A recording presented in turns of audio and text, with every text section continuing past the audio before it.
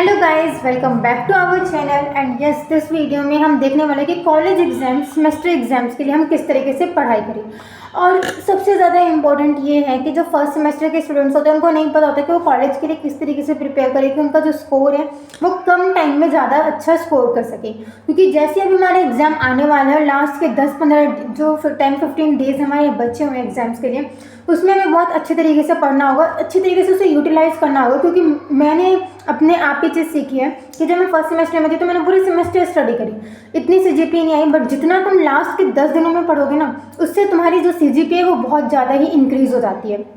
सबसे ज़्यादा जो इम्पोर्टेंट होता है वो लास्ट के 10 डेज, लास्ट के 15 से 20 डेज बहुत इंपॉर्टेंट होते हैं। इसी में आपको सारी प्रिपरेशन करनी होती है बिल्कुल वेल ऑर्गेनाइज्ड वे में, जो कि बहुत ज़्यादा ज़रूरी होता है। तो हम किस तरीके से कॉलेज के एग्जाम्स के लिए प्रिपेयर करें कि हमें लास्ट मोमेंट पे एक अच्छा स्कोर कर सकें, तो मैंने उसके लिए कुछ 6 पॉइंट्स ऑर्गेनाइज करके रखे हैं। अब मैं 1 बाय 1 उसको शेयर करने वाली हूँ। यूट्यूब इस चैनल को आप सबसे लास्ट तक देखेगा, तो इससे आपको सारे के सारे पॉइंट्स, सारे डाउट्स, आपको जो भी आपको होगा डाउट होगा एग्जाम के प्रिपरेशन से रिलेटेड, वो क्लियर हो जाएगा। और ये सारे के सारे 6 पॉइंट्स जो मैंने ऑर्गेनाइज करके लिखे हुए हैं, उन 6 के 6 पॉइंट्स आपको बहुत अच्छी तरीके से समझ भी आ जाएंगे। तो आप एकदम एंड तक बने रहिएगा। ओके, अब हम स्टार्ट करते हैं। क्या है, सबसे पहला है हमारा कि क्रिएट अ स्टडी प्लान। सबसे पहले हमें एक स्टडी प्लान क्रिएट करना होगा। वो हम किस तरीके से क्रिएट कर सकते हैं, अपनी एक डायरी लेके बैठिए। मैं ये अपना एक्सपीरियंस बता रही हूँ, जो मैं करती हूँ मैं वही आपको भी साथ शेयर करने वाली हूँ।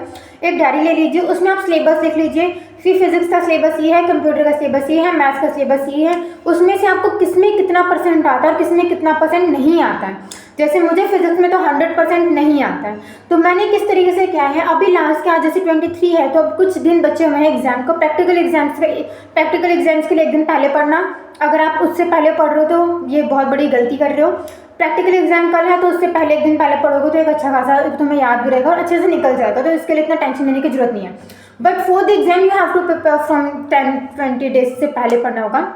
तो आपने सारा सिलेबस डायरी में लिख लिया, आपने देख लिया मुझे किस में कितना आता है, किस में कितना नहीं आता है। अब लिखे डेट, जैसे आज की जो डेट है वो 23 है। 23, 24, 25, 26, 27, 28, 29, 30, 1, 2, 3 जो डेट पे आप पढ़ सकते हैं, जो डेट्स आपके पास अवेलेबल है आपके प्रैक्टिकल एग्जाम और प्रैक्टिकल एग्जाम के पहले का दिन, ये 2 दिन छोड़ दीजिएगा, उतने डेज को लिख लीजिए। अब आप क्या कीजिएगा कि जैसे अब फिजिक्स है तो उसमें आपके 5 यूनिट है, एक यूनिट को 3 दिन चाहिए, 2 दिन चाहिए, according to your capability and जिस तरीके से आपको अच्छा लगे, जिस तरीके से जल्दी, क्योंकि सबके अपने अपने अलग अलग स्पीड है, कोई बहुत जल्दी कैच करता है, थोड़ा कोई लेट करता है। तो आप क्या करें, नोट्स बनाना स्टार्ट कर दीजिए। यूनिट 1 जैसे अगर मैं 3 दिन में कर सकती हूँ तो मैं 3 दिन के आगे यूनिट 1 लिख दूंगी। अब मैं अपना यूनिट 1 सिलेबस में लिखूंगी, हाँ भाई इसमें ये टॉपिक्स हैं मेरे, इसमें से मैं पहले दिन ये 3 टॉपिक पढ़ लूँगी, दूसरे दिन ये 2 टॉपिक पढ़ लूँगी, तीसरे दिन ये मैं 4 टॉपिक पढ़ लूँगी।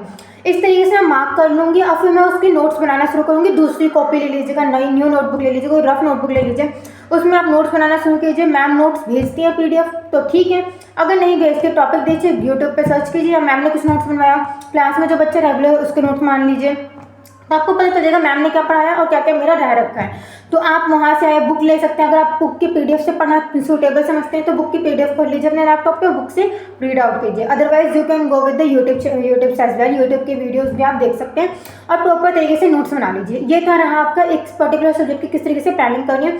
उसी तरीके से जैसे आज मेरा 23 है तो आज मुझे फिजिक्स में ये पढ़ना है। अब ये मत लिखिए कि आज मुझे फिजिक्स पढ़ना है, आज मुझे कंप्यूटर पढ़ना है, आज मुझे मैथ्स पढ़ना है, नहीं। आप ये लिखें कि मुझे फिजिक्स में क्या पढ़ना है, मैथ्स में क्या पढ़ना है और कंप्यूटर साइंस में मुझे आज क्या पढ़ना है। जैसे अगर मुझे कंप्यूटर साइंस में ये टॉपिक पढ़ना है कि हाँ भाई आज मुझे क्वेरीज करनी है, तो मैं उस टॉपिक को अपने नोटबुक में लिख लूँ और मैं उसको ही करूँगी। अगर आप सिर्फ सब्जेक्ट लिख लोगे तो फिर आ गया भाई हाँ चलो बैठ गया पढ़ना, फिर सोचोगे पढ़ूँ क्या, क्योंकि इतना सारा सिलेबस है। तो आपको ये लिखना ज़्यादा जरूरी है कि मैं क्या पढ़ रही हूँ और मुझे क्या क्या पढ़ना है। पूरा प्लानर बना लीजिए, जितना दिन है आपके पास सबका अकॉर्डिंग से, जो बैकलॉग होगा रात को जग के या नेक्स्ट डे पर डाल के नेक्स्ट डे में उसे कंप्लीट कर लेना। ऐसी कोशिश पूरी रखना और कोशिश करना इतना बनाना जितना डाइजेस्ट हो सके, क्योंकि कई बार हम इतना बना लेते हैं और फिर वो पूरा नहीं हो पाता, फिर हमारे को डीमोटिवेशन फील होता है, हम कर भी नहीं पाते हैं।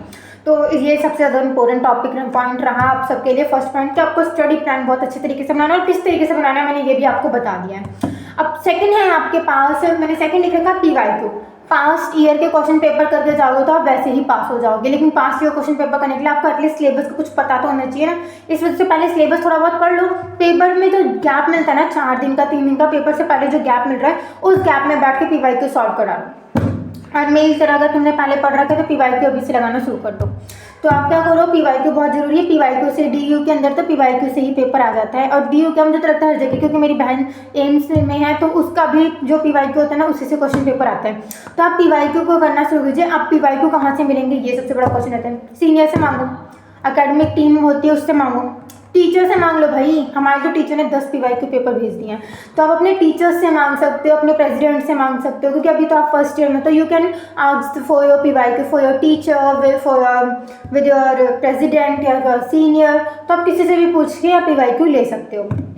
ओके, तो सेकंड पॉइंट हमारे क्लियर हो गया कि हमें PYQ करने की जरूरत है। थर्ड पॉइंट है कि इफ़ यू आर मतलब एबल है आप स्टडी ग्रुप बना के, मतलब इट्स नॉट वेरी, मेरे को नहीं लगता इतना जरूरी है, but if you are able to do that तो यू कैन डू।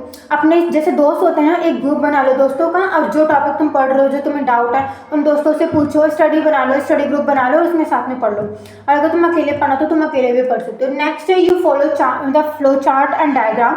अब जो क्या होता है, कई बार कई सारे ऐसे सब्जेक्ट्स होते हैं जिनमें आप फ्लो चार्ट बनाएंगे तो हमें ज़्यादा अच्छा रहेगा।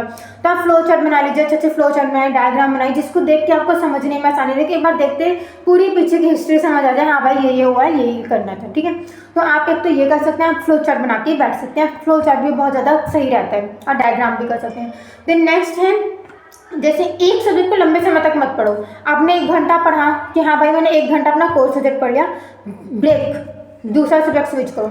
अगर एक सब्जेक्ट तुम लंबे समय तक पढ़ोगे ना तो बहुत ज़्यादा दिक्कत होती है भाई, मन ही नहीं करता, बोर हो जाते हैं मुझसे पढ़ते पढ़ते।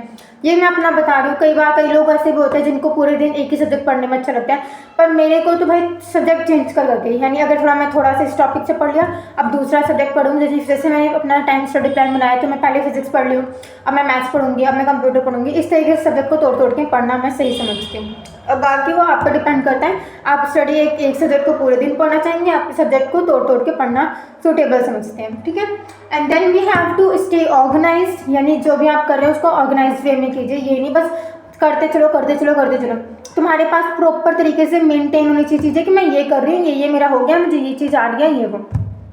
अब जैसे आप सब तो फर्स्ट सेमेस्टर में, तो यू हैव अ नॉट, मतलब आपके पास ज़्यादा लोड ही नहीं होगा कि मुझे कंपटीशन के पेपर की भी तैयारी करनी है। तो you are able to do in the college semester exam very well.